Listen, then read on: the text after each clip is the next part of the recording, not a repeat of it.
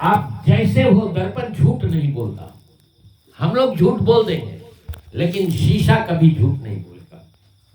राजा दशरथ जाकर खड़े हुए तो देखा मुकुट जरा सा तिरछा है, और शीशे में अपने बाल को अच्छी तरह से देखा।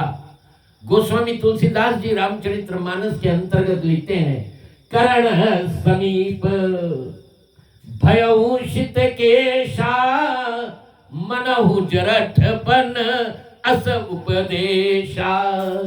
कानों के पास में जरा सा बाल साफ दिखाई दिए राजा दशरथ, और जब साफ दिखाई दिए बाल तो राजा दशरथ ने सोचा कि कुछ उपदेश हमें दे रहा है, ये कोई संदेशा हमें दे रहा है।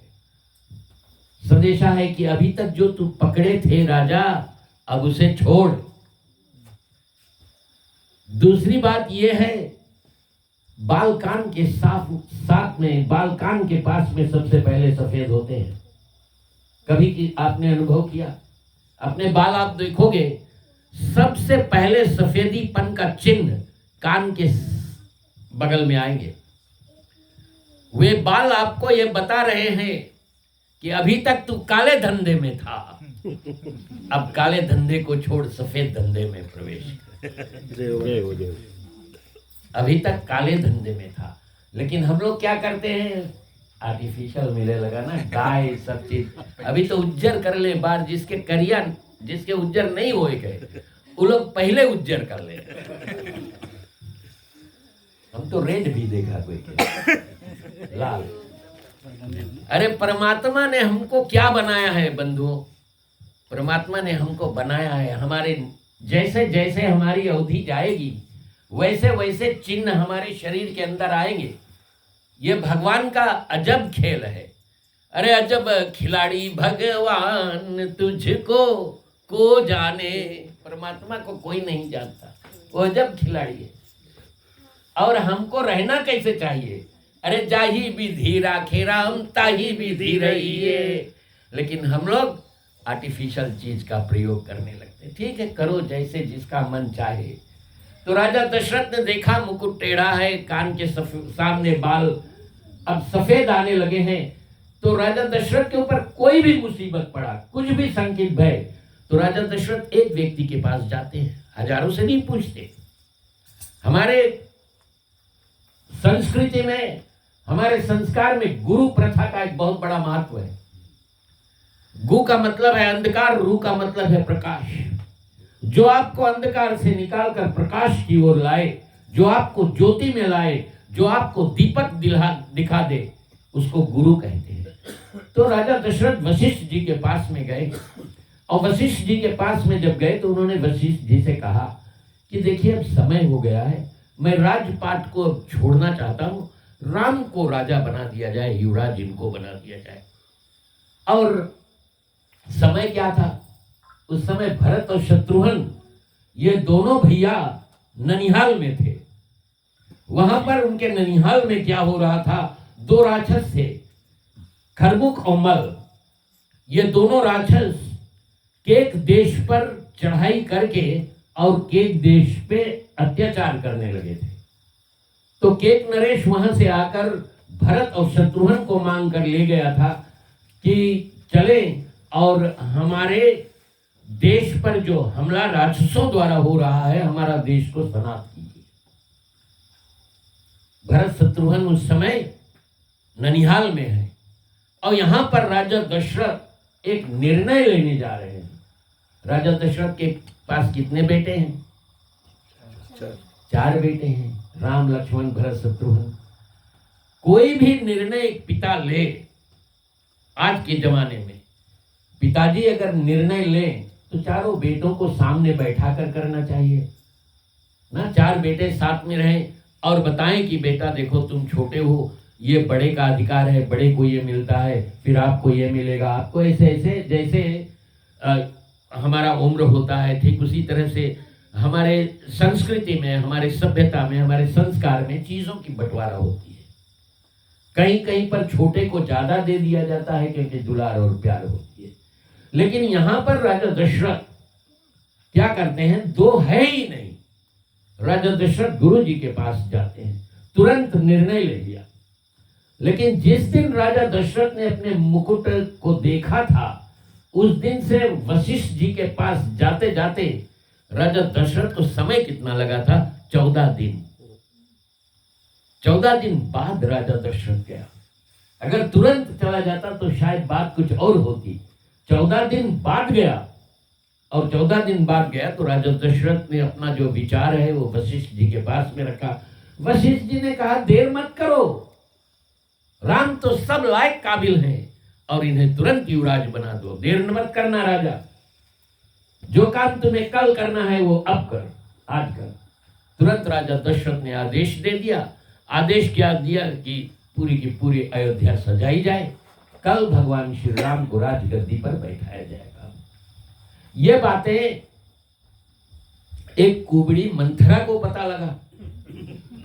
मंथरा घूमती हुई आई और मंथरा जाकर केकई के पास कहती है कि केकई, देखिए तू सदा के लिए अब इस महल में दासी बन जाएगी।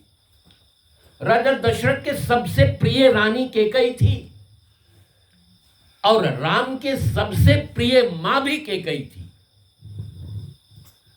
देखें, विधि का खेल अजीब है। जो सबसे ज्यादा प्रेम करने वाले, अगर हम लोगों को कोई काम बनवाना है किसी से, तो जिससे हम बहुत प्रेम करते हैं, जिससे हमारा बहुत यारी है, उसके पास हम जाकर बात मांगेंगे। अब इसमें गुप्त बात बहुत बड़ी छिपी हुई है, जो रामचरितमानस गोस्वामी तुलसीदास जी महाराज ने नहीं लिखा है, लेकिन आनंद रामायण, कंभ रामायण, मानस पीयूष, मानस मुक्तावली, मैं इन 4 ग्रंथों का नाम ले रहा हूं।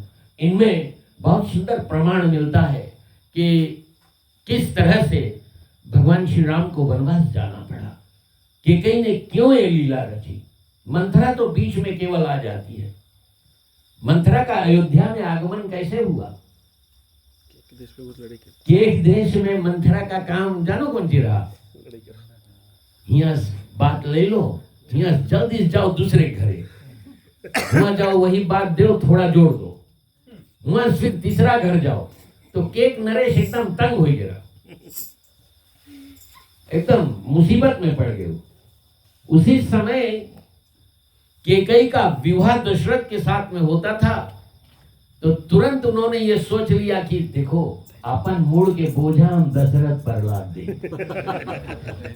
केकई के जाते समय उन्होंने दासी बनाकर मंथरा को भेज दिया। अब यहाँ राजा दशरथ कितने दिन तो ठीक रहा, लेकिन अब जब भगवान श्री राम को राजगद्दी पर बैठना है, केकई अपना कार्य मंथरा अपना कार्य करती है। बोले, बहनी ई काहे सब सजावा जाए रहे, कारण कौन किए? तो एक बहनी बताई, बोले तुम्हें नहीं मालूम, कल राम राजगद्दी बैठी, उसके वास्ते सब बोले झाड़ा फुहारा करा जाए और सुंदर सजाया जाए, ताकि राम राजगद्दी पर बैठे और अयोध्या सजित रहे। ये राजा का आदेश है। ओ राजा बताई। हाँ, तो पहुंची केकई के पास। केकई से उन्होंने कहा कि केकई देखो, राम राजगद्दी पर अगर बैठ गए तो तू सदा सदा के लिए दासी बन जाएगी, क्योंकि राम राजगद्दी पर बैठेंगे, राजा राम रहेंगे, कौशल्या उनकी माँ है, तुम्हारा जो दर्जा है वो गिर जाएगा। आज जो प्रेम राजा दशरथ तुमसे कर रहे हैं वो प्रेम नहीं रह जाएगा, ये सब दिखावे की है। और केकई इस बात में पड़ी। पहले तो एक झापड़ मंथरा को लगा था ना, पढ़ा ना, एक झापड़ मंथरा को लगा था, और मंथरा को झापड़ लगने के बाद फिर भी मंथरा कहती ठीक है, हम तो तुम्हार भलाई के लिए कही थे, तुम मानो या ना मानो तुम्हारे ऊपर। अब हम लोग देखो, हम लोग के समाज में ऐसा मंथरा लोग हैं कि नहीं ना, यहाँ बात हुआ। अगर ऐसा काम करत हो यो भैया लोग, तो हम हाथ जोड़ के प्रार्थना करी थे, आप बंद कर ना, मंथरा नहीं बनना। मंथरा के कारण जिसको राजगद्दी पर बैठना था, उसकी क्या हालत होती है हम आगे देखेंगे। अब केकई अपने रूप पे आती है, और केकई कहाँ जाती है? कोप भवन। अब कोप भवन कहने का मतलब है कि राजा दशरथ के पास 4 रानियां थीं और 4 रानियों में कभी कभी अन्न बन्न हुआ करता था। इसलिए राजा दशरथ ने एक महल बनाया था, एक भवन बनाया था जिसका नाम था कोप भवन। जब कोई रानी गुस्से में हो जाए तो वो कोप भवन में चली जाए, और जब कोप भवन में जाएगी तो राजा को ये खबर मिलेगा कि अमुक रानी कोप भवन में गई हुई है। राजा जान जाएगा कि रानी कुछ गुस्से में है, उसको हम फुसला लें। अब राजा दशरथ को पता लगा कि कैकेयी कोप भवन में चली गई है। राजा दशरथ तुरंत कैकेयी, क्योंकि प्रिय रानी है, कैकेयी को लाने के लिए गए। वहां पहुंचे तो कैकेयी के हालत देखा उन्होंने। कैकेयी फर्श पर पड़ी है, बाल जो अच्छी तरह से कभी संभाला करती थी आज बिखरे हुए हैं। कैकेयी यूं कहिए कि लथीड़े कपड़े में पड़ी हुई है। राजा दशरथ ने पूछा, रानी क्या है, ऐसे हालत तुम्हारी क्यों है? और तब कैकेयी वहां अपना वर्णन करती है।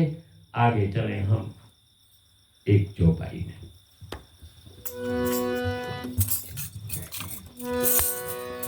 सुनो सुनाए आज तुम्हें हम गाथा एक रामायण। सुनो सुनाए आज तुम्हें हम गाथा एक रामायण की। सुनो सुनाए आज तुम्हें हम गाथा एक रामायण की। सुनो सुनाए आज तुम्हें हम गाथा एक रामायण की। निघराऊ सुहद दिए जानी, प्रेम पुलक विधुमा झुलवानी। बामनी भया हो तोर मन भावा, घर घर नगर आनंद बधावा। संत है श्री तुलसीदास, कथा है राम के रायन की। सुनो सुनाए आज तुम्हें हम गाथा एक रामायण की। राम ही देव कलही युवराज, सजतु आंजलि मांगल काजु। दल की उठे उठी है कठोरा, दरुजी में यहु पाक वर तोरा। सुनो सुनाए आज तुम्हें हम गाथा एक रामायण की। ऐसे उपीर भी हसी तही गोई, चोर नारी जिमें प्रगट न रोई। लखने न भूप कपट चतुराई, गोद कुलिल मन गुरु पढ़ाई। यद्यपि नाति द्विगुण नर नाहु, नारी चरित्र जल निधि गाहु। कपट स्नेह बढ़ाए बहोरी, यदि बिहरि नयन मुख मोरी। सुनो सुनाए आज तुम्हें हम गाथा एक रामायण की। और इस तरह से कैकेयी कोप भवन में है। राजा दशरथ जाते हैं और कैकेयी को कहते हैं, तुम इस तरह यहाँ कोप भवन में क्यों हो? पुनिका हराओ सुधर जिए जानी, प्रेम पुलक मृदु मंजुल बानी। बहुत प्रेम से राजा दशरथ ने कहा। यद्यपि कैकेयी की हालत कुछ और है, लेकिन राजा दशरथ की प्रेम की बातें कैकेयी को अच्छी नहीं लगी। उन्होंने भामनी भयउ तोर मन भावा, बोले तुम्हारे मन के काम हुए हैं, तुम तो पहले बोलत रहो। कैकेयी पहले बोलती रही राजा दशरथ से कि ये सर पर बोझ क्यों रखो। जैसे हम लोग के ना घर पर पत्नियां हमेशा अपने पति को बताती हैं, विशेषकर जो व्यापार में है, उनको पत्नियां हमेशा बताती कि अभी बखेड़ा सब बगल हो जाओ ना, लड़कन के दे दो लोग चलेंगे, ऐसे कहते हैं। लेकिन कुछ कुछ पिता ऐसे हैं जो छोड़ेंगे नहीं। तो राजा दशरथ को हरदम कैकेयी कहती थी, देखो राम सब लायक है, अब राम को दे दो राजगद्दी। यहां पर राजा दशरथ कहते कि देखो वही बात हो जाए जो तुम कहती थी। लेकिन कैकेयी के रुख नहीं बदला। जिस भाव से कैकेयी को राजा दशरथ कहते वो भाव नहीं है। अब एक और गुप्त कहानी इसमें मैं आपको बताता हूं। एक बार अयोध्या की सारी जनता सोई पड़ी थी। रात के 12 बजे थे और 12 बजे रात्रि को भगवान श्री राम अपने शयन कक्ष, जहां पर सोते हैं माता सीता के साथ में, वहां से उठते हैं और उठकर माता कैकेयी के शयन कक्ष की ओर जाते हैं। जाकर उन्होंने वहां पर दरवाजा खटखटाया, मां दरवाजा खोलो। कैकेयी दरवाजा खोलती है और दरवाजा खोलकर जब बाहर देखती है भगवान श्री राम कैकेयी के दरवाजे पर खड़े हुए हैं। अरे मेरा बेटा, मुझे बुला लिया होता, इतनी देर गई रात्रि को तू मेरे पास क्यों आया? बोले मां, मैं जिस काम के लिए आया हूं वो काम केवल तुम ही बना सकती हो। अयोध्या में और मेरा ये काम कोई नहीं बना सकता। कैकेयी ने कहा क्या काम है? राम ने कहा पहले वचन दो कि मां तू करेगी। मां ने कहा हाँ बेटा, तुम्हारे लिए मैं क्या नहीं कर सकते हो। इतना कैकेयी ने कहा। राम ने कहा मैं युवराज नहीं बनना चाहता मां, और इस कार्य के लिए केवल अयोध्या में तुम ही मुझे सहायता प्रदान कर सकती हो और कोई नहीं। क्योंकि राम तो अंतर्यामी, घट घट में व्यापी परमात्मा, सब कुछ जानते हैं। देवासुर संग्राम में जब युद्ध हुआ था, राजा दशरथ रथ लेकर निकले थे और रथ के पहिए का जब पिन निकल गया था, कैकेयी की उंगली एक वज्र की थी, लोहे की थी। कैकेयी ने अपनी उंगली लगाकर राजा दशरथ को युद्ध भूमि से बाहर किया था। उस समय राजा दशरथ ने कैकेयी को वरदान दिया था। आज भगवान श्री राम कैकेयी से कहते हैं कि मां, देवासुर संग्राम में जो राजा दशरथ ने, जो पिता ने आपको वरदान दिया था, वो वरदान तुम कल मांग लेना। मुझे राजगद्दी नहीं, मुझे वनवास जाना है। तू अपने ऊपर अपयश लगा लेना। इसलिए कैकेयी के ऊपर अपयश लगा। आपका मतलब अपने आप लगाया हुआ जश। राम चले गए। कैकेयी, मंथरा तो केवल साधन मात्र है। कैकेयी कोप भवन में है। राजा दशरथ से बातें हो रही हैं। राजा दशरथ कहते हैं कि देखो, राम ही देव काल युवराजु। कल भगवान श्री राम को राजगद्दी पर बिठाया जाएगा और हे सुंदर नेत्र वाली, हे सुंदर मुख वाली कैकेयी, तू सज संवर अपने आप को और दल के उठे पुनि हृदय कठोरा। अपने हृदय को कठोर करके कैकेयी तो मानती है कि भगवान श्री राम राजगद्दी पर बैठे, लेकिन कैकेयी अपने हृदय को बहुत कठोर करती है, कड़ा। राजा दशरथ की ओर नहीं देखती और तब कहती, ऐसे ही पियर बेहस्त तो ही मोही, चोर नार जिमी प्रकट न होई। एक चीज और है, कुछ कुछ स्त्रियां ऐसी हैं जो गलतियां करती हैं और गलती करने के बाद में अपने पति के सामने जब पहुंचती हैं तो पति से सच बात नहीं कहती, छिपाने की कोशिश करती है। चोर नार जिमी प्रकट न होई। गोस्वामी तुलसीदास जी महाराज ने क्या लिखा है कि एक स्त्री चोरी करे और चोरी करने के बाद में भी वो उसको जता नहीं सकती, बता नहीं सकती। तो इस तरह से लखई न भूप कपट चतुराई। अब राजा दशरथ ये चतुराई उनकी नहीं जानते हैं। और कोटि कुटिल मणि गुरु पढ़ाई। क्या बातें, किस गुरु ने इसको ऐसा पढ़ाया? गुरु कौन है? कैकेयी को पढ़ाने वाले गुरु वही राम है। और आज कैकेयी इस तरह से, यद्यपि नीति निगुण नर नाहू, नारी चरित जल निधि अवगाहू, कपट स्नेह बढ़ाए बहोरी, बोली बिहस नयन मुख मोरी। और इस तरह से अब कैकेयी आगे क्या बोलती है? दोहा में, दोहा पढ़िए, दोहा में हम सुनेंगे। ओ मांगू मांगू पाए खाऊ पिए, तब हो न दे देने कहो वरदान दुए, देव पवत संदेह सियावर रामचंद्र की है। और मांग मांग पाए कहूं पिया कि हे पति देव, तुम हमेशा कहते हो जो मांगो मांग लो, लेकिन कभी देते नहीं।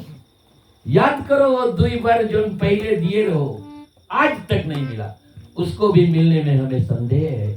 ऐसे के कह रही देवासुर संग्राम में ना, जो या कथा सुने और सुनावे वही महाजग पंडित ज्ञानी। अरे काकभूषण जी गरुड़ से बोल रहे, सुनो गरुड़ तुम अंबानी, महादेव पर्वत पर डोले लिए गोरा संभवानी। वहीं पर के कहती, पहले देव तुम तिरबाचा तब हम जानी, अवध के राजा दान करे हमें आजा। अरे लिए दान तब बोली के कैया, धन धरो तुम महाराजा। आगे मांगती है, राजा दशरथ वरदान देते। चलो जो है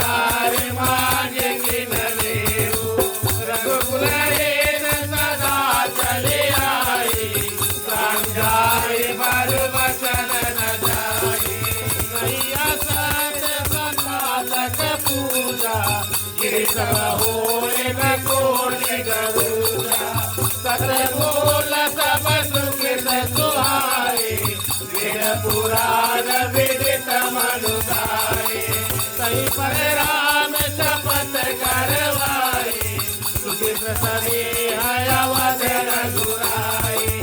बाद हृदय कुमति हंसी बोली, कुमति विहांग कुलाजन बोले।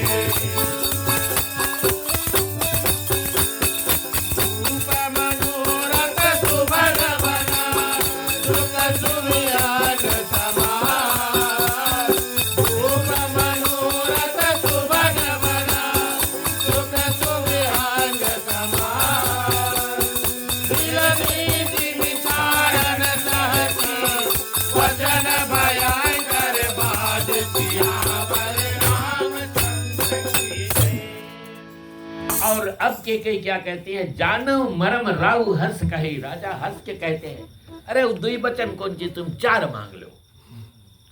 और याद करना, रघुकुल रीत सदा चली आई, प्राण जाए पर वचन न जाई। रघुकुल की ये रीत है कि प्राण चला जाए लेकिन मुख से निकला हुआ वचन नहीं जाएगा। कितना बड़ा शिक्षा हम लोगों को मिलती है। हम लोग कोई दोस्त को बता देते, अरे चलो अभी हम आएगा, वही नहीं करो, अभी हम लोग मिले कोई। लेकिन यहाँ घरे पत्नी बोले नहीं जाओ, दोस्त छूट गए ना। अरे दोस्ती ना ऐसा रिश्ता है, जब जी चाहा तब तोड़ दिया। मिट्टी का नहीं खिलौना है, बस खेल खेल में तोड़ दिया। दोस्ती किसी से करना भैया तो मजबूत रखना।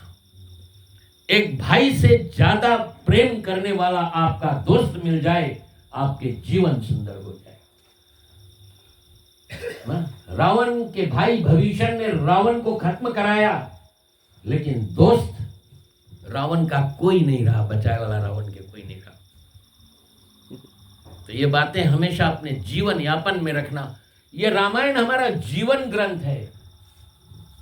तो दशरथ ने कहा 4 वरदान मांग लो, क्योंकि रघुकुल के रीत, हमारे कुल के रीत है, जो मुख से निकल जाए वो वचन कभी खाली नहीं जाता, वो लौटारा भी नहीं जाता। नहीं है सत्य सम पातक पुंजा, गिरिसम होई की कोटि गुंजा ना। सत्य मूल सब सुकृत सुहाए, वेद पुराण विदित मनु गाए। ये वेद पुराण में अंकित है कि हमारे कुटुंब से जो बातें निकल जाती हैं वो बातें पूर्ण होती हैं। भागीरथी गंगा धरती पर लेकर आएगी। तो ये बातें तेही पर राम शपथ करवाई, लेकिन केकई यहां पर बहुत चालाक है। केकई बोले नहीं, ऐसे नहीं हम मानेगा, तुम राम की कसम खाओ ना, राम की कसम खाओ कि हम जो मांगे तुम देयो। तो राजा दशरथ बोले केकई तो मांगी तो राम की राजगद्दी मांगी, और कौन सी मांगी। राजा दशरथ ने कहा शपथ राम की, जो मांगो मैं देने के लिए तैयार हूं। भूप मनोरथ सुभग बना, सुख सुभेंग समाज, मालिनी जिमी छोड़न चाहती, बचन भयंकर बाज। लेकिन यहाँ केकई के तो दिमाग में कुछ और है, जो राम पहले बताए रहा वही काम कराए मांगे। अब केकई क्या कहती है। वो कहे गए भैया लोग सयाने, राम की बातें राम ही जाने। कहे गए भैया लोग सयाने, राम की बातें राम ही जाने।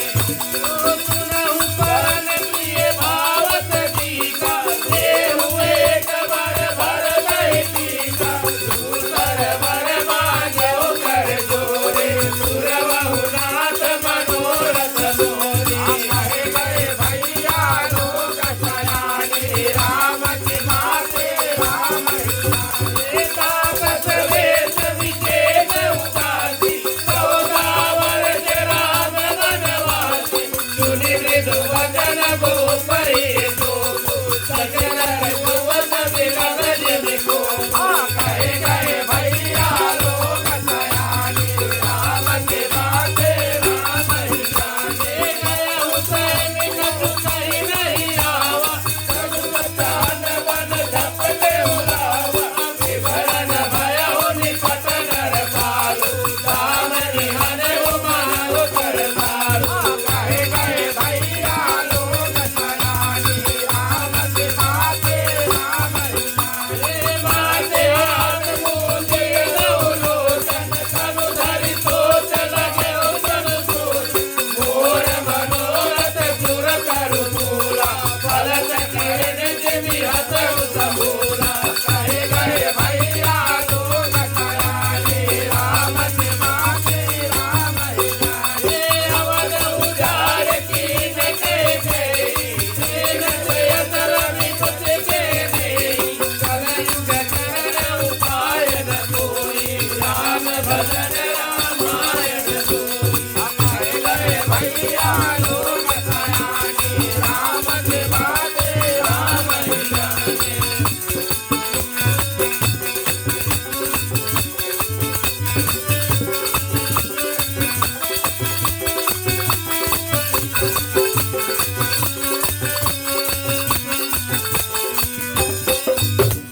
कौने अवसर का भयउ, गयउ नारि विचवान। योग चेत फल समय जिमि, जबरि अवज्ञा नाथ सियावर रामचंद्र की जय। और अब केकई भगवान श्री राम के शपथ लेने के बाद राजा दशरथ से क्या कहती है। सुनहु प्राण प्रिय भावत जी का, देहु एक बर भरत ही टीका। राम को राजगद्दी नहीं, राजगद्दी भरत को मिले। तो राजा दशरथ ने सोचा ठीक है, इसमें कौन बड़ा बात। लेकिन फिर दूसरा वर जो केकई मांगती है वो किस तरह से मांगती है। दूसरा वर के विषय में गोस्वामी तुलसीदास जी महाराज लिखते हैं, दूसर वर मांगहु कर जोरी, कर हाथ को कहते हैं। दूसर वर मांगहु कर जोरी, पुरवहु नाथ मनोरथ मोरी। पहला वरदान वैसे मांग लिया, दूसरा वरदान हाथ जोड़ा कि हे राजा, मेरा जो मनोरथ है उसको आप पूर्ण करना। राजा दशरथ ने बोला ठीक है, भरत के राजगद्दी मांग ली, दूसरा क्या मांगी? अब दूसरा क्या मांगती है कैकेयी? तापस वेश विशेष उदासी 14 वर्ष राम वनवासी। मांगा कैसे? कि तपस्वी के वेश में, उदासीन रूप में अयोध्या को छोड़कर राम 14 वर्ष के लिए वनवास जाए। किसी ने पूछा कि 14 वर्ष क्यों मांगा? सेक्रेटरी 2 साल के मांगे ना, लेकिन 14 वर्ष के मांगे। एक राजा दशरथ को वहां निर्णय लेते 14 दिन लग गए, एक एक दिन के 1-1 वर्ष। अयोध्या की राजगद्दी पर पहुंचने के लिए 14 स्टेप चढ़ना पड़ता था, तो एक एक स्टेप के 1-1 साल। कैकेयी ने क्या खूब मांगा। और फिर 14 वर्ष की अवधि रावण की बची थी, इसलिए 14 वर्ष कैकेयी ने मांगी। अब बात कैसे फैले ना, गांव में कुछ हो जाए, बात फैले में देरी लगे न, कुछ रहे ऐसा जो एक जगह से दूसरा जगह पहुंचा वाले जल्दी से पहुंचा दो। तो ये रकम अब पूरा अयोध्या में बात फैलने लगा। राजा दशरथ अचेत अवस्था में है। सुना ऐसे बात, गयो सहम कछु कहीं नहीं आवा, जनु चान बन झपटे हो लावा। जैसे एक बाज झपट कर किसी शिकार को लेकर आ जाता है, वो घायल हो जाता है, अचेत अवस्था में हो जाता है। राजा दशरथ एक बाजिन के झपट से, उसके एक बात से इतने घायल हुए कि राजा दशरथ आघात हो जाते हैं। विवरण भयो निपट नर पालू, दामन हनेऊ मनहु तरु तालू। राजा दशरथ बेहोशी के हालत में उसी कोप भवन में गिर जाते हैं, जहां पर कुछ देर पहले बहुत खुशी थे कि राम युवराज बनेंगे, लेकिन एक स्त्री कितने देर में सारा का सारा माहौल बदल देती है। आप देखें गोस्वामी तुलसीदास, अवध उजाड़ कीन कैकेयी, अवध को उजाड़ दिया कैकेयी ने, और दीनेश अचल विपत्ति के नहीं। आज अयोध्या में विपत्ति छाने वाली है। आगे कहते हैं कि कौने अवसर का भयऊ गयो नारी विश्वास। यही समय से गोस्वामी तुलसीदास जी महाराज कहते हैं कि नारी पर जो विश्वास पहले अचल था, अटूट विश्वास था, वो इस समय से हट जाता है। क्योंकि राजा दशरथ की बहुत प्रिय रानी थी, और जब प्रिय रानी ये काम कर दे तो राजा दशरथ को कैसे लगा होगा। आप थोड़ा कल्पना करें, जस्ट थिंक अबाउट इट। सोचें कि जो बहुत प्यारा हो तुम्हारा, और वो प्यारा तुम्हारे साथ में कुछ घात कर जाए, कैसे लगेगा आपको। रावण के ऊपर क्या बीती होगी जब भविष्य ने रावण के भेद को भगवान श्री राम को बताया। अमृत कुंड कहाँ है ना। तो इस तरह से आज राजा दशरथ बहुत ही दुखी है। और आगे 1 और 2 हम चलेंगे, कथा को विराम देंगे।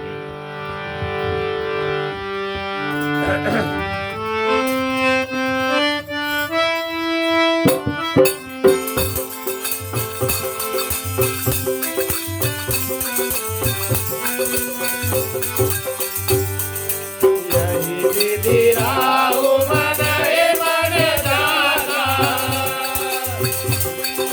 देखे कुमारी कुमारी मन भाता। भरत की राहु प्रभुत न होई, आने हो मूल बिहारी विनोदी।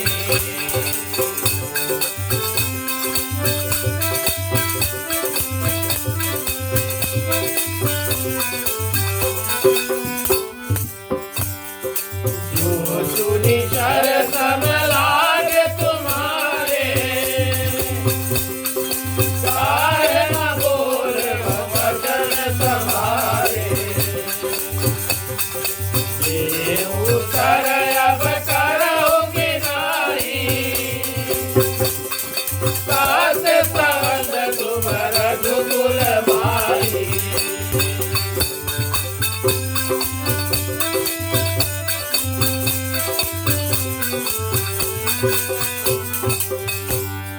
दीन काम अब जनि वर देहु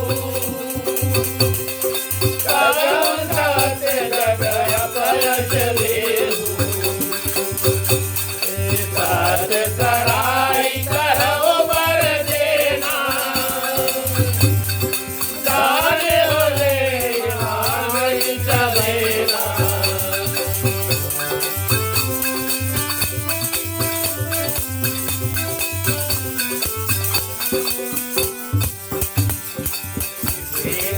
एक बलि जो भागा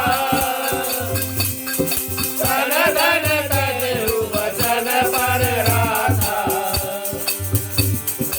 अति कटु वचन कहति कई लोन हो लोन चरय पर देती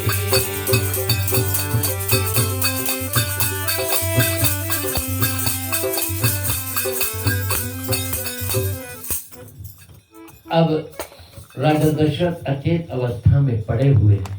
यही विधि राव मन ही मन झांका देख कुभेति कुमति मन भागा। राजा दशरथ पड़े हुए हैं, केकई की ओर फिर देखते हैं, सोचे अभी बदल गई।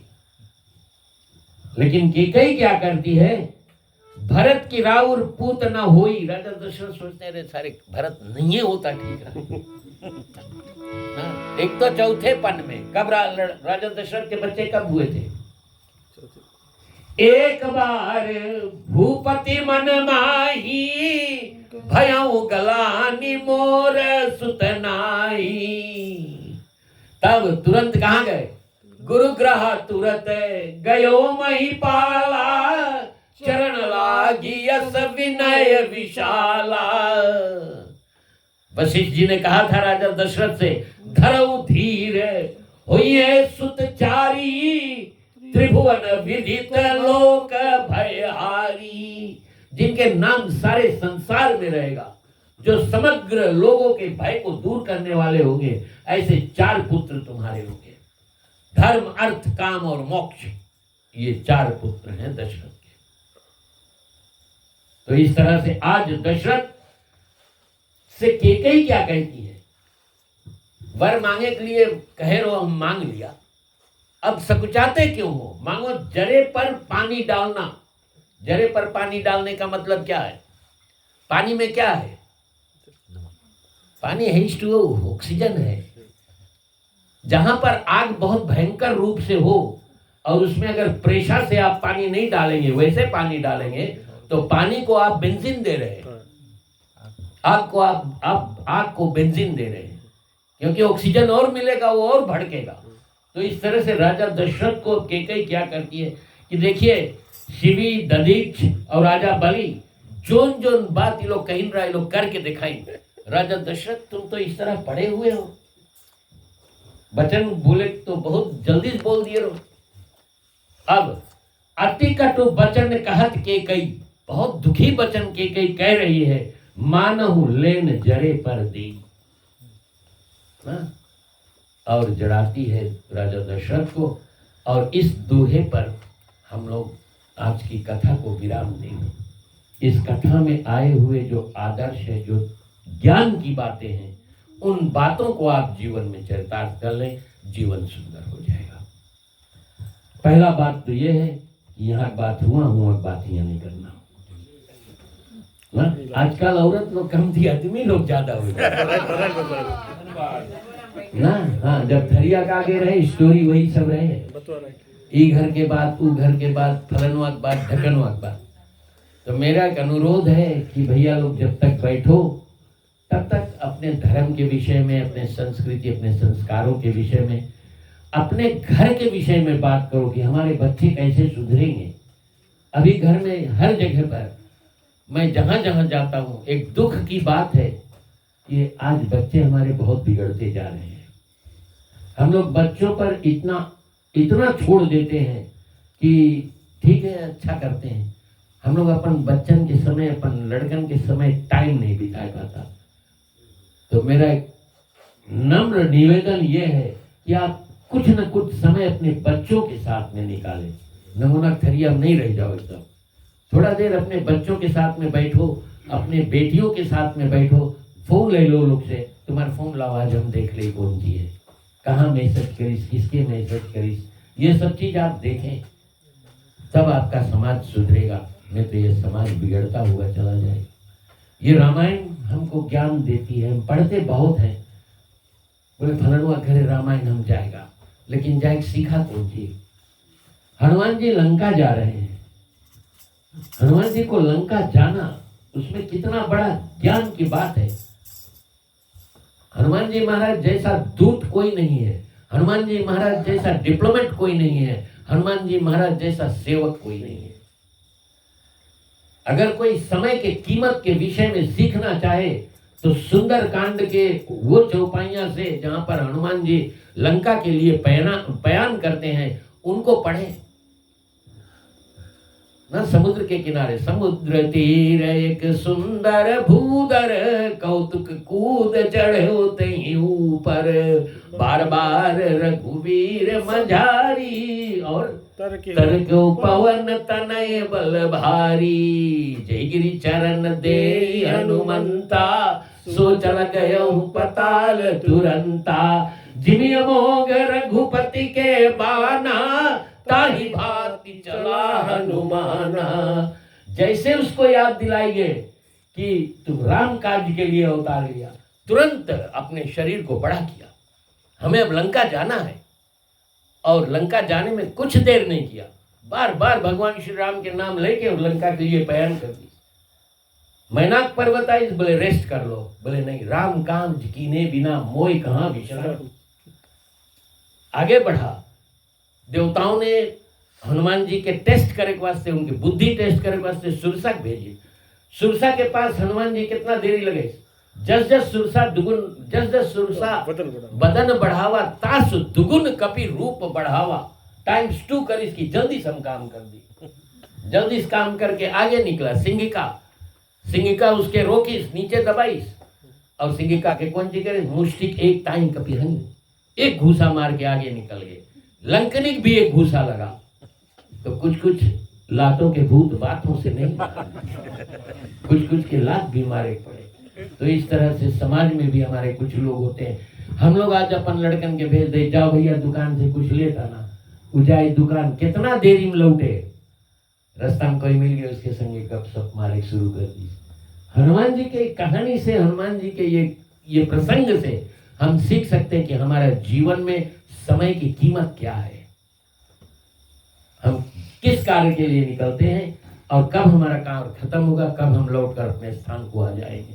ये बातें हमेशा अपने जीवन में रखें कि समय की मर्यादा करें, अपने बड़े बूढ़ों का आदर और सम्मान करें। जामवंत हनुमान जी के साथ में काहे रहा?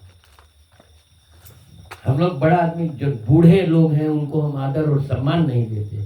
एक चीज हमेशा याद रखना कि आपके जिस दिन बड़े बूढ़े नहीं रहेंगे, उस दिन हमारा समाज डूब जाएगा। ये हमको याद दिलाते हैं कि हमने क्या परिश्रम झेला है।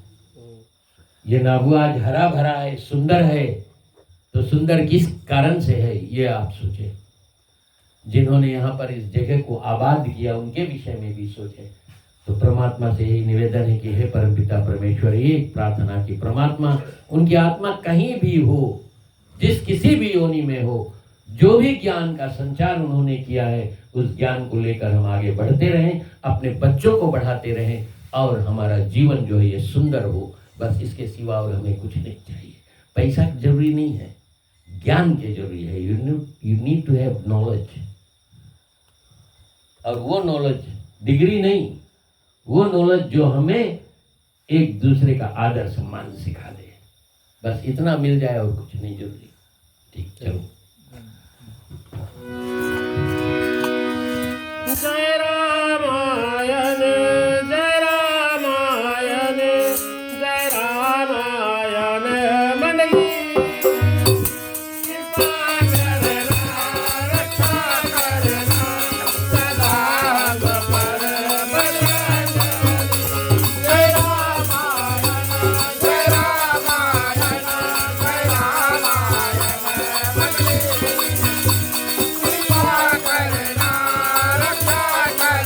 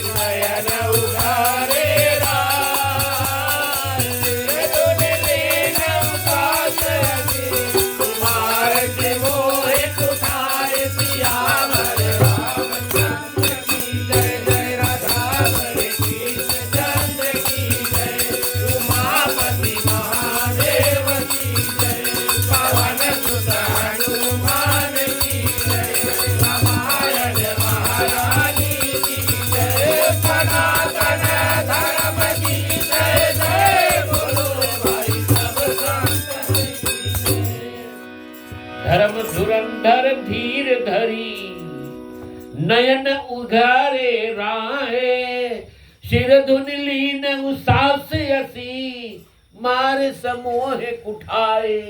कभी कभी हम लोग बोलता है उसके सांस उल्टा चले लगा ना, उल्टा चले लगा मतलब कि अब समय आएगी। उसी तरह राजा दशरथ पड़े हुए हैं, धर्म का ध्वजा पताका फहराने वाले राजा।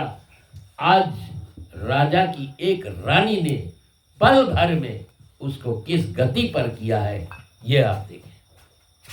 नयन उधारे राय, कैकेयी की ओर देखा, धीरे से फिर आंख खोला, और आंख खोला तो सिर धुनि लीन उसास है।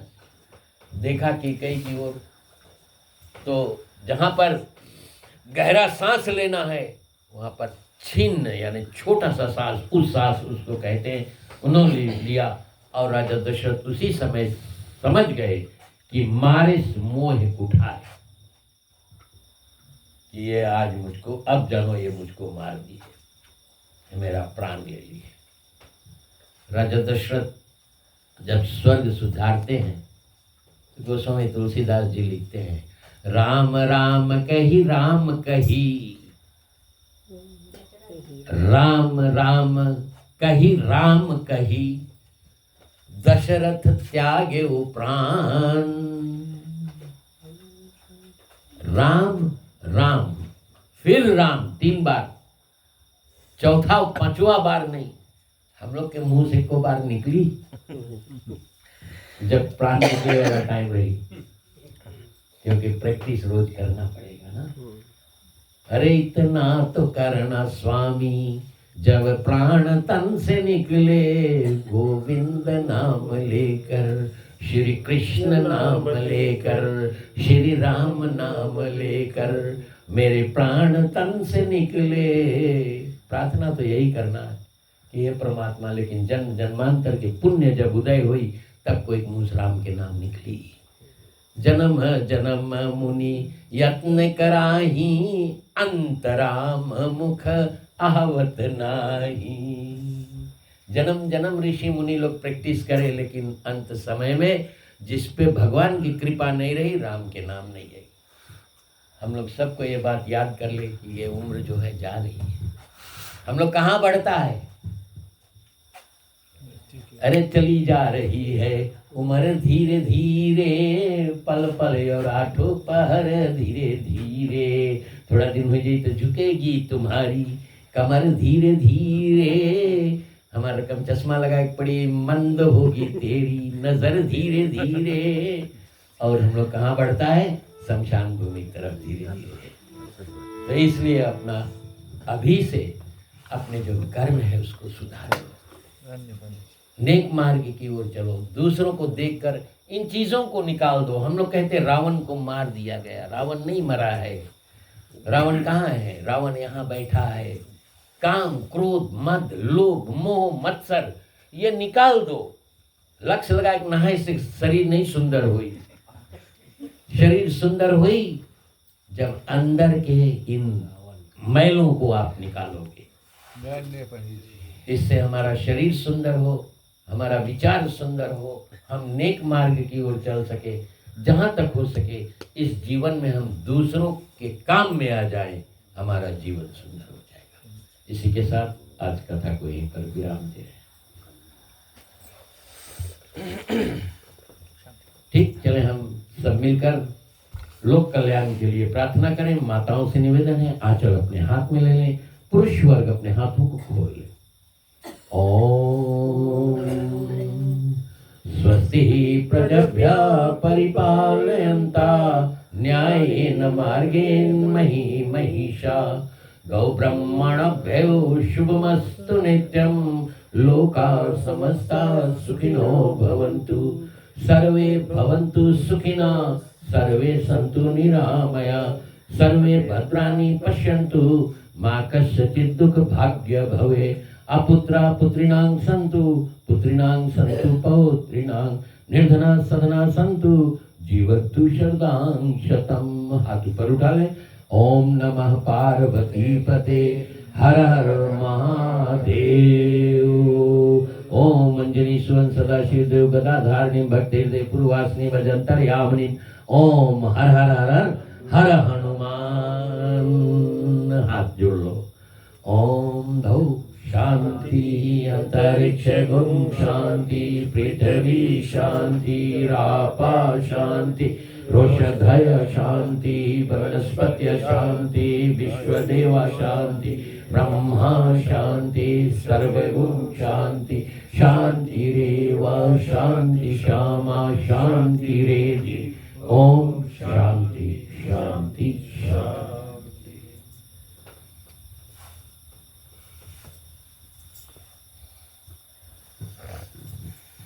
प्रसाद चरणामृत दे दो।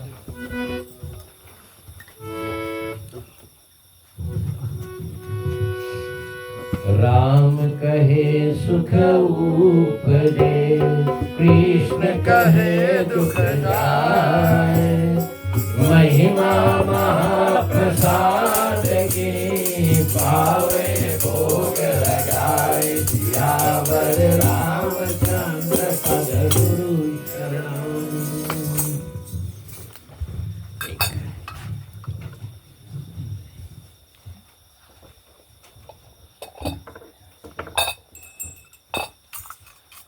उपस्थित आदरणीय तथा पूजनीय ब्राह्मण कुल्य भूषण अमृत महाराज जी, आए हुए भक्तगण, मुख्य श्रोता, जय रमन मंडली के प्रधान, उनके सदस्यगण, सभी को हृदय से धन्यवाद दिया जाता है जो आप लोगों ने अपना भगुन समय को निकाला और सन 2025वां का जो दूसरे रात्रि की रामनवमी है उसको बहुत सुंदर बनाया। और सोने पे सुहागा ये है कि महाराज ने अपना समय आज हमारे लिए निकाला। और फीजी में शायद ही कोई ऐसा वक्ता होगा जो इनके बराबर ज्ञान रखता हो, क्योंकि बहुत प्रचारक हमने सुना है, यहाँ तक रमेश भाई ओझा को सुना है, अभी बागेश्वर धाम वाले बाबा आए थे उनसे भी मुलाकात हुई, अरुण गोविंद जी आए थे उसकी भी सुना मैंने, बहुत इंटरेस्ट रखता हूँ मैं। लेकिन कुछ जो मूल बातें हैं जो प्रचार के समय सही बात जो महाराज बतलाते हैं वो सब याद करके और सीमेंट करके बतलाना तो एक अलग ढंग है इनका प्रचार का। और धन्य है महाराज आपने अपना समय निकाला और ऐसे ही आप प्रचार करते रहे। मैं वेस्टर्न में था, इनका नाम की जो चर्चा है लम्बासा में और वेस्टर्न में भी बहुत भारी है, क्योंकि बाहर तक ये जाते हैं, डिग्री की भीतर जाते हैं प्रचार करने के लिए, कथा वहाँ पर बैठाते हैं। और मेरी मंशा है कि कभी ना कभी मैं पिताजी से बोल रहा था कि अपने घर पर 7 दिवस का भागवत इत्यादि कुछ करूँगा तो महाराज से कराऊँगा, क्योंकि ये जब बाजते हैं तो ऐसा लगता है कि गंगा साक्षात बह रही है और हम लोग सिर्फ हाथ लगा दे तो हाथ धुल जाएगा। और धन्य है आपको महाराज। आज के जो भोजन देने वाले हैं रोहित देवेन फैमिली, उसकी जो पत्नी है पुलिस ऑफिसर है नागवा में जेमी जी, उनके बच्चे राणा जी हैं, बहुत इंटरेस्ट लेते हैं, झाल बजाते हैं मंडली में, बहुत हुनर वाले बच्चे हैं और आगे जाएंगे। इनके जो ससुर जी हैं उमेश राज जी, इनके ओर से भी जो तैयारी है वो किया गया है। और भोजन बनवाने में जो हमेशा से रहती है काकी श्री सतीश जी, इन्होंने मदद किया। और अंत में सभी से यही प्रार्थना है कि भोजन करके तो अपने अपने घरों को प्रस्थान करें। और महाराज से हम लोग फिर से विनय याचना करते हैं कि किसी भी दिन और समय मिले तो आप फिर से समय निकाल दीजिएगा। बहुत ही रोचक कथा दिन करता है कि आपको सुनते ही रहे। और कोटिन धन्यवाद है। कुछ भूल चूक मंडली से हुआ होगा महाराज तो आप हमें क्षमा करेंगे। आपको कोटिन धन्यवाद। जय हो। धन्यवाद।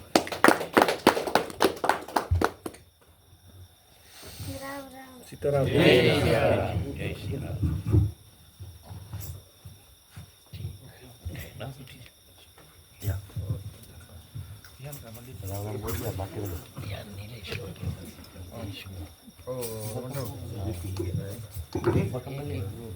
सब जगह